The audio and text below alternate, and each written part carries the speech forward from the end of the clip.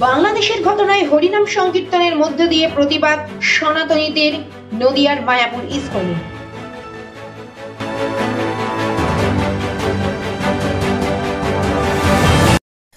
This video is for information and knowledge purpose only.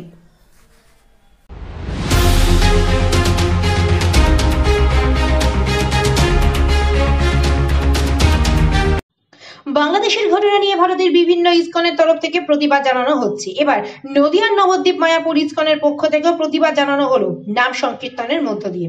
পাশাপাশি সকলকে গর্জে ওঠার বার্তা মায়াপুর ইসকনে। উল্লেখ্য, বাংলাদেশের ইসকন প্রভু চিন্ময় কৃষ্ণ দাস গ্রেফতার হন বাংলাদেশ পুলিশের কাছে। শুধু তাই নয়, ইতিমধ্যে বেশ কয়েকজন সন্ন্যাসীও গ্রেফতার হয়েছে বলে জানা যায়। পাশাপাশি বাংলাদেশের সংখ্যালঘু সম্প্রদায়ের উপর বিভিন্নভাবে অত্যাচারের খবর উঠে আসে। সেই পরিস্থিতিতে ভারতের সনাতনী ধর্মাবলম্বী মানুষ ইতিমধ্যে বিভিন্নভাবে প্রতিবাদ এবং বিক্ষোভ দেখাচ্ছে। ভারতবর্ষের বিভিন্ন ইসকনের তরফেও বিভিন্নভাবে বিবৃতি দেওয়া হয়েছে এবং প্রতিবাদে তারা রাস্তায় নেমেছেন। এবার প্রতিবাদে নামলো ইসকনের হেডকোয়ার্টার মায়াপুর ইসকনের তরফ থেকে। গতকাল রাত 7টা থেকে 8টা পর্যন্ত নাম সংকীর্তনের মধ্য দিয়ে বাংলাদেশের ঘটনার নিন্দা এবং প্রতিবাদ জানানো হয়।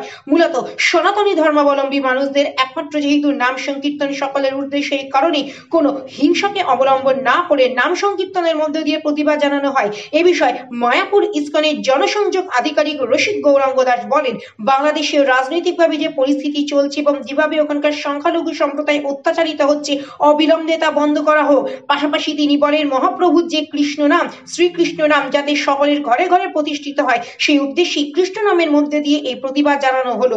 তিনি বলেন, বাংলাদেশ সরকারকে অনুরোধ করছি যাতে এই পরিস্থিতি অবিলম্বে বদল।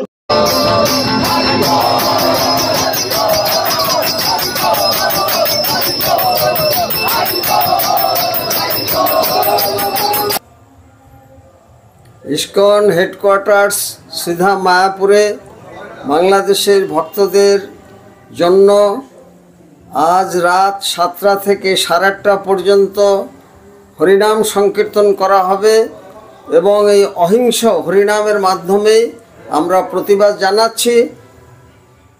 সারা বিশ্বব্যাপী সমস্ত শাখা কেন্দ্রে এটি ব্যবস্থা নেওয়া হয়েছে। আমরা চাই world piece and harmony, Shri Chaitanya মহাপ্রভুর প্রেমধর্ম প্রতিষ্ঠিত হোক এবং সমস্ত শুভানুধ্যায়ী বুদ্ধিজীবী এবং মানবদরদী মানব সমাজের কাছে আমরা আবেদন করছি, বাংলাদেশের এই যে অস্থিরতা এবং অরাজনৈতিকভাবে যেভাবে হিংসা চলছে তার অবসান হোক এবং বর্তমান সরকার ইউনিসেফ মাননীয় তার কাছে আবেদন রাখছি, তিনি অবিলম্বে এর পদক্ষেপ গ্রহণ করুন। ভারতবর্ষের স্বরাষ্ট্র দপ্তর থেকে এবং পশ্চিমবঙ্গের মুখ্যমন্ত্রীও এ ব্যাপারে সরব হয়েছেন, সমগ্র বিশ্ব এই ব্যাপারে সরব হয়েছেন। আশা করছি এখনও সময় আছে, আলোচনার মাধ্যমে এই অস্থির অবস্থার অবসান হোক, নিরসন হোক, এটি সমস্ত মানুষের কাছে আমাদের আবেদন।